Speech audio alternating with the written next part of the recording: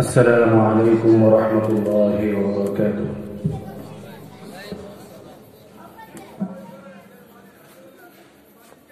الحمد لله نحمده ونستعينه ونستغفره ونؤمن به ونتوكل عليه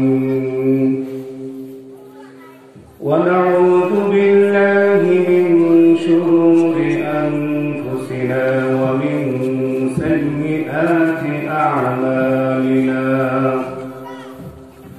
من يهده الله فلا مضل له ومن يضلل فلا هادي له ونشهد أن لا إله إلا الله وحده لا شريك له وأشهد أن سيدنا وحبيبنا وقائدنا وقرة أعيننا محمدًا عبد الله ورسوله أرسله بالحق بشيرًا ونذيرًا وداعيًا إلى الله بإذنه وسراجًا منيرًا. أما بعد، قال الله تبارك وتعالى في كلامه المجيد وفرقانه الحميد: قد أفلح من زكاها وقد خاب من دساها. قال رسول الله صلى الله عليه وسلم: إن المؤمن إذا أذنب كانت نكتة سوداء في قلبه، فإن تاب ونزع واستغفر صقل قلبه، أو كما قال النبي صلى الله عليه وسلم: إن الله أمركم بأمر بدأ فيه بنفسه وثنى بملائكته المسبحة بقدسه وثلث بكم أيها المؤمنون من جنه وإنسه، فقال تعالى قولا كريما: إن الله وملائكته يصلون على النبي يا أيها الذين آمنوا صلوا عليه وسلموا تسليما. اللهم صل على محمد وعلى آل محمد كما صليت على إبراهيم وعلى آل إبراهيم إنك حميد مجيد. اللهم بارك على محمد وعلى آل محمد كما باركت على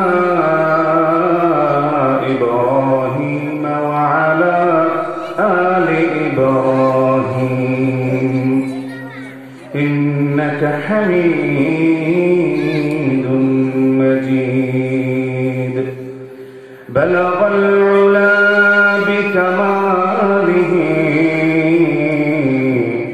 كشف الدجى بجماله حسنت جميع خصاله صلوا عليه وآله নিজ সরাইল গ্রামবাসীর উদ্যোগে এলাকার কবরস্থানের মুর্দগানের ইসালে সওয়াবের জন্য আয়োজিত যুবক ভাইদের সৌজন্যে আয়োজিত আজকের এই বাৎসরিক মাহফিলের সম্মানিত সভাপতি, এলাকার মুরব্বিয়ান ইকরাম,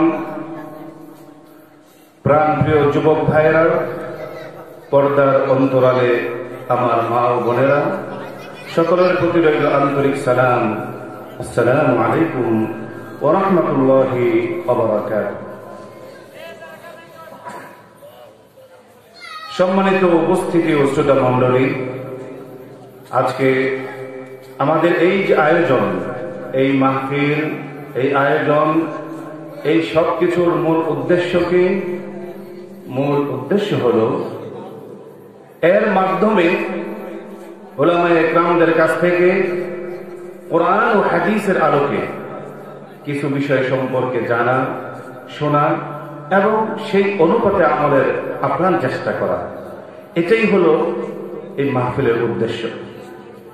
যারা আমরা দূর দূরান্ত থেকে এখানে এসেছি, উদ্দেশ্য আমাদের একটাই, কোন কথাটা আমার জীবনের পটভূমি পরিবর্তন করে দেয় জানি না, তাই মাহফিলের শুরু থেকে শেষ পর্যন্ত প্রত্যেকের কথাগুলো মনোযোগ দিয়ে শুনবো, হয়তো বা কোনো কথা আমার জীবনের মোড় ঘুরিয়ে দিতে পারে। এই উদ্দেশ্য নিয়ে যদি আমরা এখানে এসে থাকি, তবে আমাদের এই উদ্দেশ্যটা সফল এবং সার্থক হবে। কেননা যেখানেই যে মজলিসে ইলমে দ্বীনের আলোচনা করা হয়, সে মজলিসের গুরুত্ব আল্লাহ রাব্বুল আলামিনের কাছে অত্যন্ত বেশি। ইলমে দ্বীন শিখার উদ্দেশ্য নিয়ে কোনো ব্যক্তি যদি কোনো দূর দূরান্ত থেকে সফর করে, কোনো মাধ্যম অবলম্বন করে, কোনো পথ সে খুঁজে নেওয়ার চেষ্টা করে, নবী করিম সাল্লাল্লাহু আলাইহি ওয়াসাল্লাম বলেছেন, সাহালাল্লাহু লাহু তারিকান ইলাল জান্নাহ, তার জন্য আল্লাহ রাব্বুল আলামিন জান্নাতের পথ সহজ করে দেন। সুবহানাল্লাহ। শুধু তাই নয়, অপর এক হাদিসে বলা হয়েছে, মাজলিসু ফিকহিন খায়রুম মিন ইবাদাতি 60 সানা। ইলমে দ্বীন শিখার যে মজলিস রয়েছে, সেখানে যদি কেউ কিছুটা সময় দেয়, ইলমে দ্বীন শিখার চেষ্টা করে, তাহলে 70 বছর নফল বছর, 60 বছর নফল ইবাদত করার যে সওয়াব রয়েছে, তার চেয়ে উত্তম এই ইলমে দ্বীন শিখার মজলিসে কিছুটা সময় ব্যয় করা। সুবহানাল্লাহ। সুতরাং আমরা যারা এখানে এসেছি, আমরা এই আশা করতে পারি, মনকে যদি ফ্রেশ করে নিতে পারি, নিয়তকে যদি বিশুদ্ধ করে নিতে পারি, আমলের নিয়তে যদি বসতে পারি, তাহলে আল্লাহ রাব্বুল আলামিন আপনাকে আমাকে এই ফজিলত দিতেও পারেন। আল্লাহ রাব্বুল আলামিন আপনি আমাদের সকলকে, যারা এখানে এসেছি, যারা দূর দূরান্তে মাইকের আওয়াজ যত দূর পর্যন্ত যাচ্ছে, সেখানে আসতে না পারলেও সময় ব্যয় করে দুনিয়াবি সকল ব্যস্ততা থেকে ফারিগ হয়ে মাহফিলের আলোচনা শোনার চেষ্টা করছেন, আল্লাহ রাব্বুল আলামিন সকলের জীবনে এই অফুরন্ত সওয়াব দান করুন। আমরা সবাই বলি আমিন। সম্মানিত উপস্থিতি ও শ্রোতা মণ্ডলী, আজকে আমি যে বিষয়টি নিয়ে আলোচনা করব তা অত্যন্ত গুরুত্বপূর্ণ একটি বিষয়। পবিত্র কুরআনুল কারীমে যে বিষয়টির গুরুত্ব অনুধাবন করানোর জন্য অনেক আয়াত এসেছে। নবী করিম সাল্লাল্লাহু আলাইহি ওয়াসাল্লামের অসংখ্য হাদিসে যে বিষয়টিকে বারবার গুরুত্ব আরোপ করা হয়েছে, এমন একটি গুরুত্বপূর্ণ বিষয় নিয়ে আমার আজকের আলোচনা।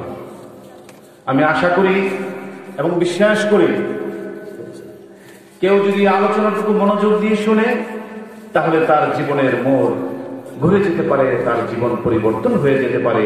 আপনারা বাবাজিরা, যুবক ভাইয়েরা, মা বোনেরা, যে যেখান থেকে আলোচনা শুনছেন, যারা এসেছেন, আপনারা কি মনোযোগ সহকারে আলোচনাটুকু একটু শুনতে পারবেন ইনশাআল্লাহ? আল্লাহ রাব্বুল আলামিন আমাদেরকে কবুল করুন। আজকে আমি যে বিষয়টি নিয়ে আলোচনা করব, সেই বিষয়টি হলো সত্যিকারের সফলতা কি, কোথায় এবং কিভাবে? সত্যিকারের সফলতা কি, কোথায় রয়েছে এবং কিভাবে তা অর্জন করা যায়, এই বিষয়টি নিয়ে আজকে আমি কথা বলার চেষ্টা করবো। ওমা তাওফীকী ইল্লা বিল্লাহ। সম্মানিত উপস্থিতি ও শ্রোতা মণ্ডলী, এই দুনিয়াতে প্রতিটি মানুষ, বিবেকবান বুদ্ধিমান প্রতিটি মানুষ, সে সফল হতে চায়।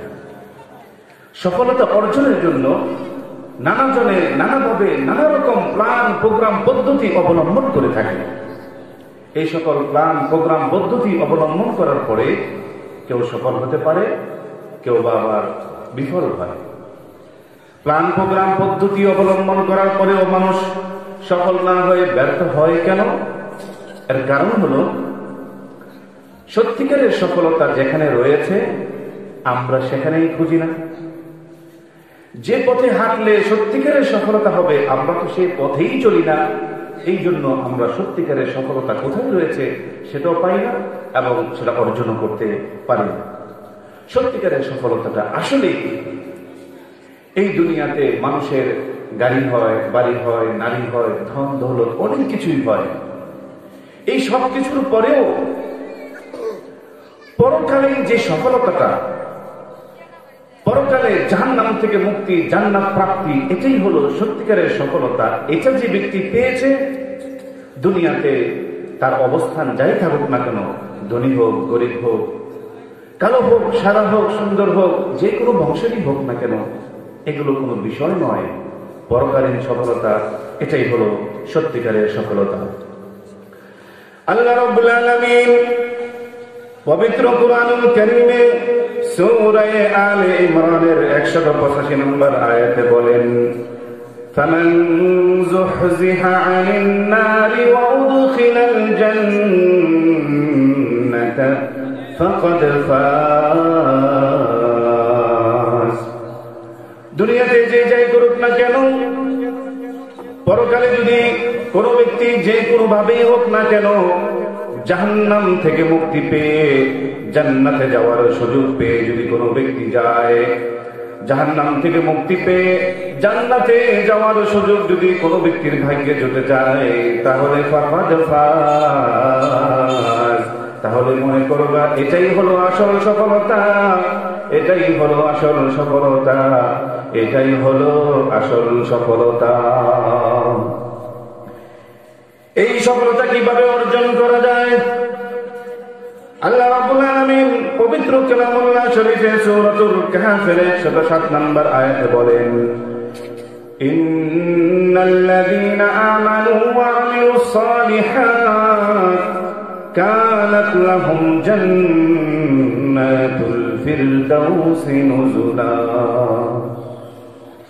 নিশ্চয়ই যারা ঈমান এনেছে, ঈমানকে বিশুদ্ধ করেছে, ঈমান আনার পাশাপাশি আমিলুস সালিহাত, কেউ যদি নেক আমল করতে পারে, নেক আমল করার মাধ্যমে পরকালে তার জন্য জাহান্নাম থেকে মুক্তি পেয়ে জান্নাতে যাওয়ার সুযোগ হয়ে যায়। শুধু জান্নাত নয়, কানাত লাহুম জান্নাতুল ফিরদাউসি নুজুলা। জান্নাতের মধ্যে সেরা যে জান্নাত রয়েছে, জান্নাতুল ফিরদাউস, সেই জান্নাতুল ফিরদাউস আমি তাকে দান করব। সুবহানাল্লাহ। যেহেতু আমরা বুঝতে পারলাম নেক আমলের মাধ্যমে পরকালে জাহান্নাম থেকে মুক্তি পেয়ে জান্নাতে যাওয়ার সুযোগ হয়ে যায়, এখন প্রশ্ন হলো, হুজুর আমি নেক আমল করব। এই নেক আমল যদি আপনি করতে চান তাহলে আপনার জন্য 3টি প্রশ্ন। 1 নম্বরের প্রশ্ন হলো নেক আমল কখন থেকে করব। 2 নম্বরের প্রশ্ন হলো নেক আমল কেন করব। 3 নম্বরের প্রশ্ন হলো নেক আমল কিভাবে করব। কখন করব, কেন করব, কিভাবে করব, এই 3টি বিষয় নিয়ে আলোচনা ইনশাআল্লাহ শেষ হয়ে যাবে। প্রথম প্রশ্নের উত্তর হলো নেক আমল আমরা কখন করব। জানতে পারলাম নেক আমলের মাধ্যমে জাহান্নাম থেকে মুক্তি পেয়ে জান্নাতে যাওয়া যায়। হুজুর আমার ইচ্ছা হয়েছে নেক আমল করব, আমি কখন থেকে করব? এই যদি আপনার মনে প্রশ্ন হয়ে থাকে, উত্তর হলো নেক আমল করার উপযুক্ত সময় এখন থেকেই শুরু করুন। এখন থেকেই নেক আমল করার প্ল্যান প্রোগ্রাম চিন্তা শুরু করুন। কেননা ওয়ামা তাদরি নাফসুম বিআই আরদিন তামুত। ওরে বান্দা, জানো না তুমি কোথায় গিয়ে তোমার জীবনের হায়াত শেষ হয়ে যাবে? সেটা তো তোমার জানা নাই। কোন জমিন অতিক্রম করার পর পর তোমার জীবনের সীমানা শেষ হয়ে যায় সেটা তো জানো না। হাত্তা ইযা জাআতুস সাআতু বাগতা, মৃত্যুর সংবাদ তোমার জন্য যে কোনো সময় আসতে পারে। মৃত্যুর সময় যখন নাকি এসে যাবে, তখন তোমার জন্য নেক আমল করার জন্য আর কোনো সুযোগ থাকবে না। এই জন্য নেক আমল এখন থেকেই শুরু করো রে বান্দা। মানুষের জীবনের হায়াত যখন শেষ হয়ে যাবে, মালাকুল মউত যখন সামনে এসে যাবে,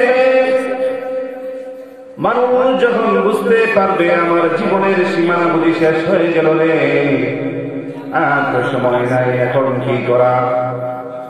তখন মানুষ আল্লাহকে ডেকে বলবে, লাউলা আখারতানি ইলা আজালিন করিব,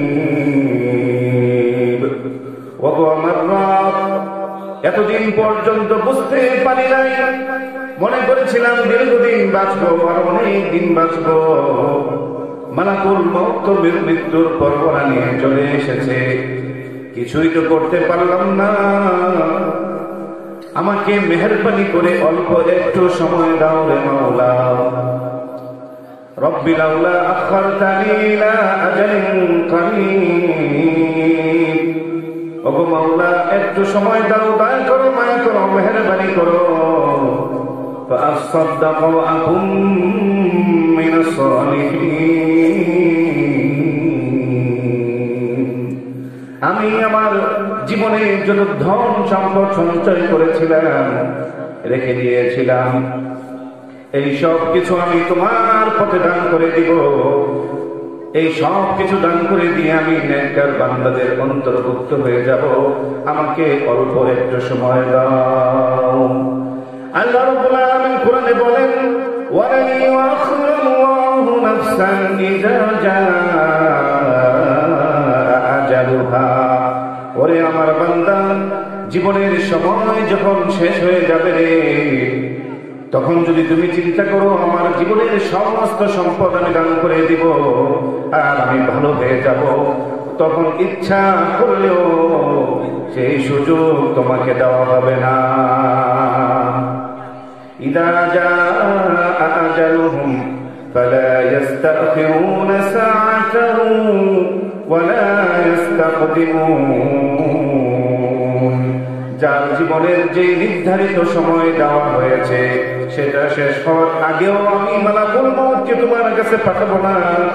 আর সেটা শেষ হয়ে গেলে তুমি তোমার সমস্ত ধন সম্পদ দান করে দিবে, এই লোক দেখাইলেও আমি তোমাকে এক সেকেন্ড সময় দিব না। যেহেতু আমরা সময় পাবো না আর জানি না কখন কার সময় শেষ, এই জন্য এখন থেকে আজকের এই মাহফিল থেকে যদি আপনার মনে এই কথাটুকু দান কেটে থাকে যে না পরিবর্তন করতে হবে, জানি না আমার জীবনের গেম কখন ওভার হয়ে যায়, এখনই সময়, এই সময় থাকতেই আমাকে সচেতন হতে হবে, সাবধান হতে হবে। তাহলে নেক আমল কখন করবো? এক নম্বরের প্রশ্ন ছিল, আমরা উত্তর পেয়ে গেলাম, এখন থেকেই নেক আমল শুরু করতে হবে। ঠিক কিনা বলেন? এবার আরেকটি প্রশ্ন হলো, নেক আমল কেন করতে হবে? নবী করিম সাল্লাল্লাহু আলাইহি ওয়াসাল্লাম তার একটি হাদিসে বলেছেন, আদ-দুনিয়া মাজরাআতুল আখিরাহ। দুনিয়া হলো পরকালের জন্য ক্ষেত্রস্বরূপ। দুনিয়ায় আমরা দেখি মানুষ যখন তার জমিনে চাষাবাদ করে, যে তার জমিনে যা ফসল বপন করে, যে বীজ বপন করে, পরবর্তীতে সেই বীজ থেকে সেই ফসলই উৎপাদন হয়। ঠিক কিনা বলেন? ধান রোপণ করে যেমন গম পাওয়া যায় না, গম রোপণ করে যেমন সরিষা পাওয়া যায় না, আম গাছ লাগিয়ে যেমন জাম পাওয়া যায় না, জাম গাছ লাগিয়ে যেমন ভাবে আম পাওয়া যায় না রে। তেমনি ভাবে দুনিয়াতে যদি আমি ভালো কাজ করি, পরকালে এর ফসল আমি সেটা ভোগ করব, তার জন্য আমি সেটা সুফল ভোগ করব। দুনিয়াতে যদি আমি খারাপ কাজ করি, মান জাআ বিল হাসানাতি ফালাহু খায়রুম মিনহা ওয়া মান আসাআ ফাআলাইহা। দুনিয়াতে তুমি যদি নেক আমল করো রে বান্দা, পরকালে এর সুফল তুমি ভোগ করবে। আর ওমান আসাআ ফাআলাইহা, দুনিয়াতে যদি তুমি অন্যায় কাজ করো, পাপ করো, পাপাচার করো, তাহলে পরকালে এর শাস্তি, এর প্রায়শ্চিত্ত তোমাকেই ভোগ করতে হবে, অন্য কেউ আসবে না। সুতরাং দুনিয়ায় যদি ডান কাছ থেকে গম না পাওয়া যায়, তাহলে খারাপ কাজ করে পরকালে জান্নাতে যাওয়া যায়, এই আশা করি কি করে? এটা কি আমাদের বুঝে আসে না? বুঝে আসার তো কথা। সুতরাং এই জন্য আমাদেরকে বেশি বেশি করে নেক আমল করতে হবে। এখন কথা হলো, নেক আমল করা যায় কিভাবে? নেক আমল করা যায় কিভাবে? এর অনেক অনেক পদ্ধতি রয়েছে। নামাজ, রোজা, হজ, যাকাত থেকে শুরু করে অনেক অনেক অনেক অনেক পদ্ধতিতেই নেক আমল করা যায়। তবে কথা হলো, আপনি যে নেক আমলই করেন না কেন, সর্বপ্রথম ওই নেক আমল করার আগে আপনার মনকে বিশুদ্ধ করতে হবে। মন যদি বিশুদ্ধ না থাকে, তাহলে আপনি নেক আমল করেও আপনার মনের মধ্যে রিয়া এসে যাবে, আপনার মনের মধ্যে বিভিন্ন রকমের জিনিস ঢুকে যাবে। তখন এই আমলটা করেও কিন্তু আপনি আমলের সওয়াব ধরে রাখতে পারবেন না। ফসল লাগাইলেন, সেটার মাজরা পোকাকে ধ্বংস করার জন্য আপনি কোনো ব্যবস্থা নিলেন না, 3 মাস পরে কিন্তু ফসল আপনি পাবেন না, আগাছা দিয়ে জমিন ভরে যাবে। কষ্ট করে তো ফসল লাগাইছিলেন, কিন্তু আগাছা সেটাকে দূর করার ব্যবস্থা তো আপনি নেন না। এই জন্য নেক আমল করার অনেক অনেক পদ্ধতি আছে, সেটা কোনো একটা বলে অবিশ্বাস করতে পারবো না, এগুলো আপনাদের জানা। কিন্তু মূল কথা হলো, নেক আমল করার আগে মনকে কি করতে হবে? বিশুদ্ধ করতে হবে। আল্লাহ রাব্বুল আলামিন পবিত্র কোরআনুল কারীমে জায়গায় জায়গায় বিভিন্ন জিনিসের গুরুত্ব বোঝানোর জন্য কসম করেছেন। কখনো কখনো তিনি বলেছেন, ওয়াত্তিন ওয়াজ-যাইতুন ওয়া তুরি সিনা ওয়া হাদাল বালাদিল আমিন। এমনইভাবে বিভিন্ন জিনিসের গুরুত্ব বোঝানোর জন্য আল্লাহ রাব্বুল আলামিন জায়গায় জায়গায় বিভিন্ন জিনিসের কসম করেছেন। কিন্তু আল্লাহ রাব্বুল আলামিন মানুষের মন এমন একটা গুরুত্বপূর্ণ জিনিস, এই গুরুত্বপূর্ণ জিনিসটার গুরুত্ব বোঝানোর জন্য, মনকে বিশুদ্ধ করা যে কত গুরুত্বপূর্ণ, এই বিষয়টা বোঝানোর জন্য আল্লাহ রাব্বুল আলামিন পবিত্র কোরআনুল কারীমে সূরাতুশ শামসের মধ্যে একে একে 14টি জিনিসের কসম করেছেন। আল্লাহ রাব্বুল আলামিনের জন্য একটি কসম করলেও সেটা যথেষ্ট হতো, কসম না করলেও যথেষ্ট হতো। তারপরেও 14টি গুরুত্বপূর্ণ জিনিসের কসম করে আল্লাহ তাআলা একটি গুরুত্বপূর্ণ বার্তা দিয়েছেন। সেই বার্তাটি হলো মানুষের মনকে বিশুদ্ধ করতে হবে। আল্লাহ রাব্বুল আলামিন বলেন, ওয়াশ-শামসি ওয়া দুহাহা ওয়াল কমারি ইযা তালাহা ওয়ান নাহারি ইযা জাল্লাহা ওয়াল লাইলি ইযা ইয়াগশাহা ওয়াস সামাই ওয়া মা বানাহা ওয়াল আরদি ওয়া মা তাহাহা ওয়া নাফসিন فألهمها فجورها وتقواها। এতগুলো কসম করার পরে শেষে তিনি দুটি বার্তা দিলেন, قد أفلح من زكاها وقد خاب من دساها। আল্লাহ রাব্বুল আলামিন বলেন, আমি সূর্যের কসম করে বলছি, রোদের কসম করে বলছি, চন্দ্রের কসম খেয়ে বলছি, চাঁদের রেশমি জ্যোৎস্নার আলোর কসম খেয়ে বলছি, দিনের কসম খেয়ে বলছি, রাতের কসম খেয়ে বলছি। এমনই ভাবে দীর্ঘ 14টি গুরুত্বপূর্ণ বিষয়ের কসম খাওয়ার পর আল্লাহ রাব্বুল আলামিন বলেন, قد أفلح من زكاها وقد خاب من دساها নিশ্চয়ই ওই সমস্ত ব্যক্তিরা সফলকাম হয়েছে যারা তাদের অন্তরকে আত্মাকে বিশুদ্ধ করতে পেরেছে, নিজের মনকে বিশুদ্ধ করতে পেরেছে, সেই সফলকাম হয়েছে। আর যে ব্যক্তি নিজের মনকে বিশুদ্ধ করতে পারল না, কলুষিত করে ফেলেছে গুনাহ করতে করতে, এমন ব্যক্তি সেই হয়েছে দুনিয়ার মধ্যে সবচেয়ে ক্ষতিগ্রস্ত। তাহলে আমার আলোচনা 3টি পয়েন্টের 3 নম্বর পয়েন্ট ছিল যে নেক আমল কিভাবে করব।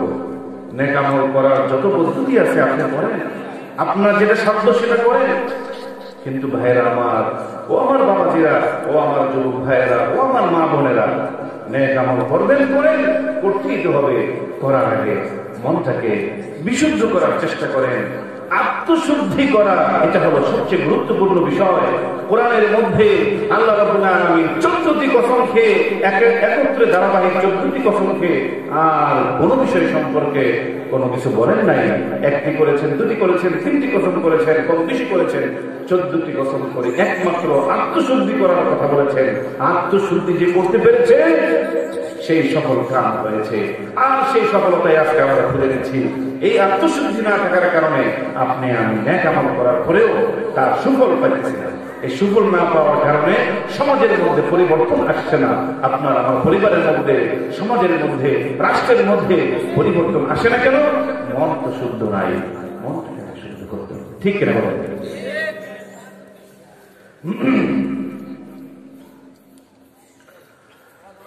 সম্মানিত উপস্থিতি ও শ্রোতা মণ্ডলী, এবারের প্রশ্ন হলো, মন সেটা অপবিত্র হয়ে যায়, অশুদ্ধ হয়ে যায়, কিভাবে অশুদ্ধ হয়ে যায়?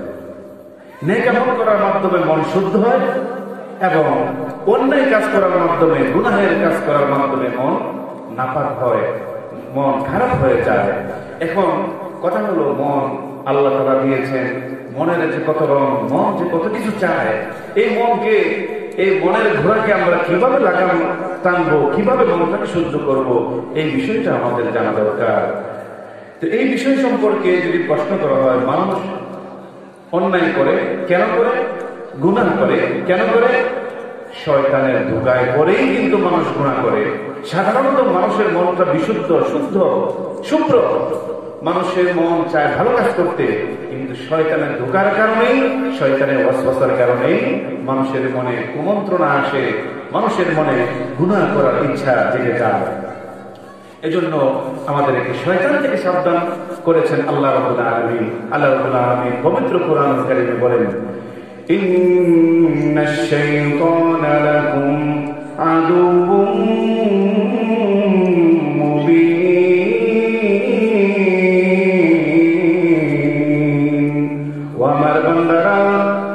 আমি তোমাদেরকে নিজের কুদরতি হাত দিয়ে অত্যন্ত আদর করে, মায়া করে, যত্ন করে তোমাদের আদি পিতা আদমকে সৃষ্টি করেছি।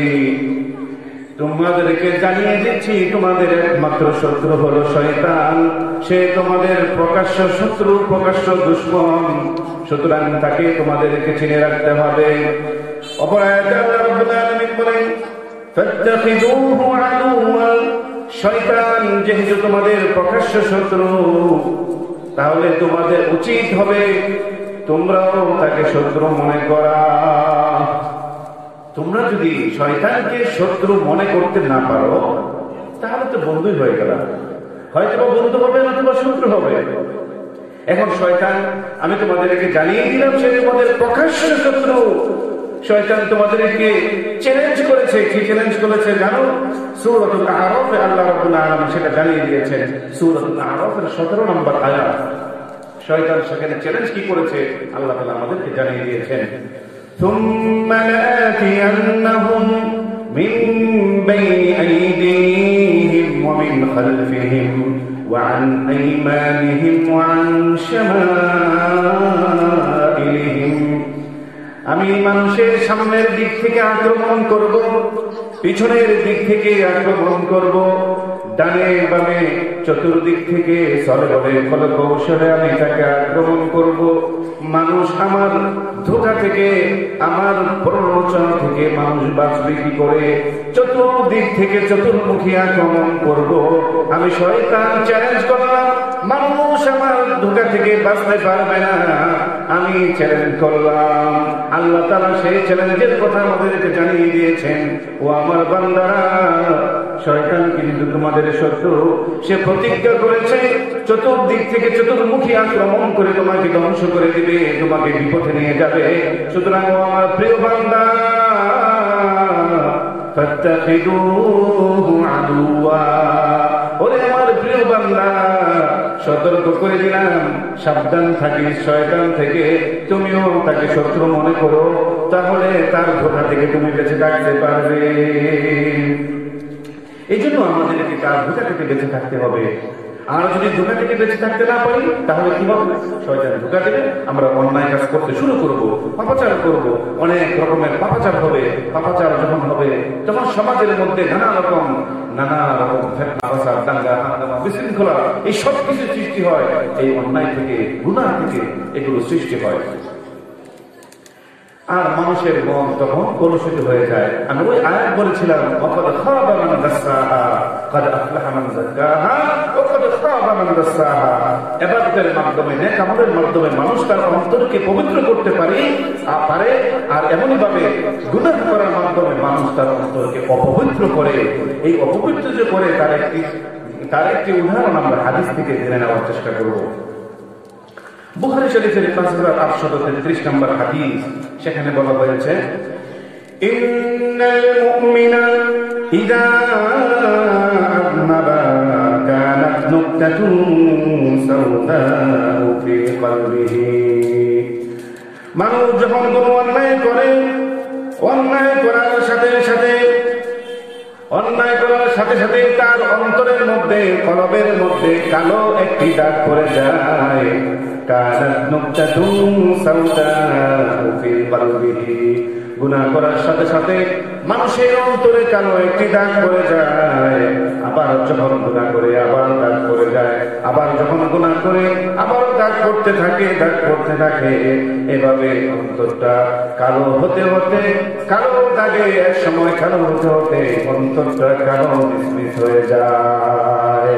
সাওদাউ ফি কলবিহি, তখন তার অন্তরটা কালো হয়ে যায়। দুনিয়াতে আমরা দেখি মানুষের পোশাকের মধ্যে যদি কোনো দাগ লাগে, আবার দাগ পরে, একটা, দুইটা, তিনটা, পাঁচটা, 10টা দাগ যদি পোশাকের মধ্যে পড়ে যায়, সেই পোশাক নিয়ে কোনো ভদ্রলোক, কোনো যুবক, কোনো ভদ্রলোক সেই পোশাক নিয়ে কোনো ভালো অনুষ্ঠানে যায় না। এই মাহফিলে এসেছেন, কত সুন্দর সুন্দর পোশাক পরে এসেছেন। বিয়া বাড়িতে যাবেন, সুন্দর সুন্দর পোশাক হতে হবে। পোশাকের মধ্যে যদি 10-15টা দাগ থাকে, তাহলে এমন পোশাক ব্যবহারের অনুপযুক্ত হয়ে যায় কিনা বলেন? অবশ্যই অনুপযুক্ত হয়ে যায়। আপনি বিবেকবান হয়ে থাকলে সেই পোশাক পরে আপনি কোথাও যাবেন না। তেমনি ভাবে বান্দা যখন নাকি আল্লাহর দরবারে ইবাদত নিয়ে আসে, ইবাদতের নজরানা নিয়ে আসার সময় যদি তার অন্তরের মধ্যে কালো দাগে পরিপূর্ণ থাকে, তাহলে সেই কালো দাগে পরিপূর্ণ অন্তর দিয়ে কিভাবে সে আল্লাহর সামনে ইবাদত বন্দেগী করবে? ঠিক কিনা বলেন?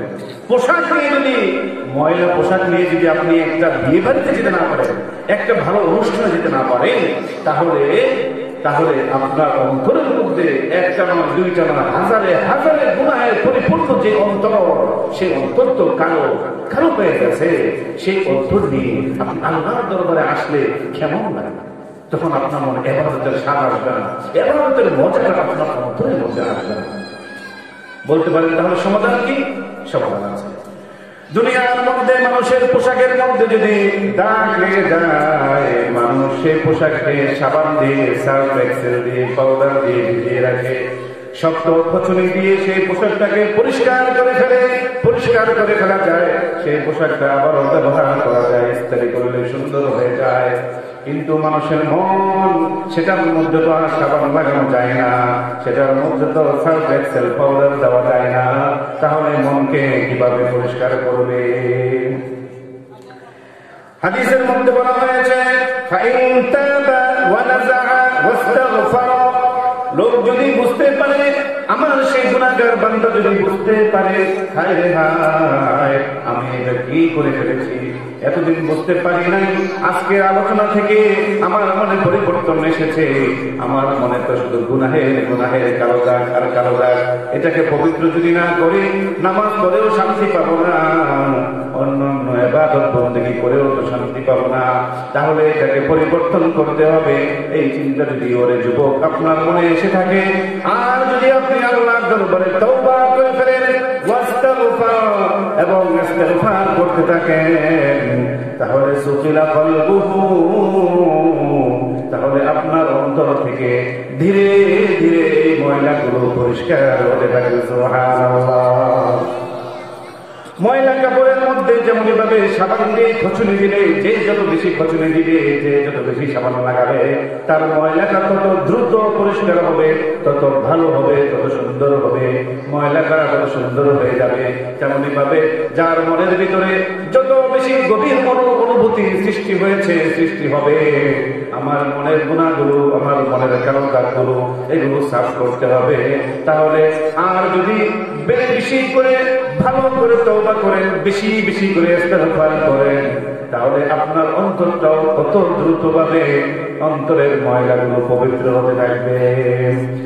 আল্লাহ রাব্বুল আলামিন ডেকে ডেকে বলেন, ইয়া ইবাদিয়াল্লাযীনা আসরাফু আলা আনফুসিহিম, হে আমার বান্দারা, দুনিয়াতে পাঠিয়েছিলাম আমার ইবাদত বন্দেগী করার জন্য, শয়তানের ধোঁকায় পড়ে ইবাদত ছেড়ে দিয়ে অন্যায় করে ফেলেছ, অন্যায় করতে করতে নিজেদের নফসের উপর জুলুম করে ফেলেছ, অনেক বেশি অন্যায় করে ফেলেছ। যত বেশি অন্যায় করো না কেন, যদি তোমার মনের ভিতরে এই অনুভূতি জাগ্রত হয়ে থাকে, আমার মনকে বিশুদ্ধ করতে হবে, আর এই অনুভূতি জাগ্রত করে তুমি যদি আমার দিকে ফিরে আসো, তাহলে আমার দিকে তুমি ফিরে আসতে পারো, তুমি আমার প্রতি এই ধারণা রাখতে পারো, আমি তোমাকে ক্ষমা করব।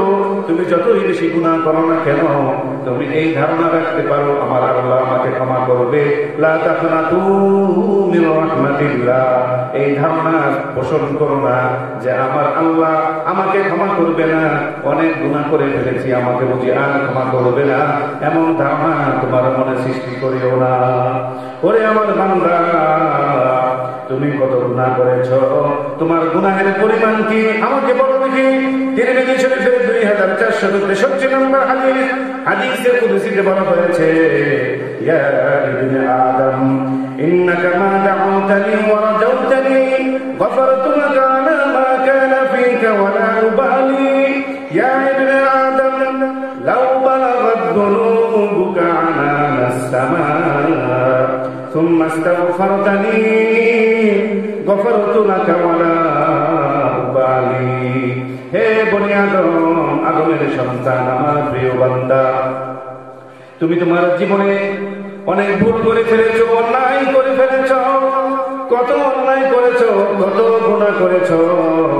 আমাকে বলো, তোমার গুনাহের পরিমাণ কি এত বেশি হবে নাকি? গুনাহের স্তূপ কি এত বেশি হয়ে যাবে নাকি?